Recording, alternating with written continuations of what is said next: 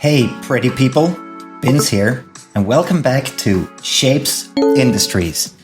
Today marks the beginning of a new little series I'm going to do that is the direct sequel of the Let's Play Shapez Industries series I have done, and this new series will be called Road to SIMAM or SIMAM or CMAM. I don't know yet how to pronounce that, excuse me. But anyway, I am going to start exploring the ways to build an MAM in Shapez Industries after having played the 26 predetermined levels. That is what my next goal with this mod is going to be. Now, if you haven't seen the 26 predetermined levels, I cordially invite you to check out the Let's Play series. I will put a link to that playlist in the description. So, I have looked at this, I have looked a bit at how to create an MAM. I have some ideas about this. However, there is another thing I would like to do first. During my playthrough of the 26 predetermined levels, I asked everyone on the Discord server to not spoil anything because I wanted to play Let's Play blind. And I have to thank everyone for not spoiling anything. It definitely contributed to having a lot more fun while playing this. However, things have changed. I did reach out to the Discord server and I asked them to tell me which of the shapes that I had built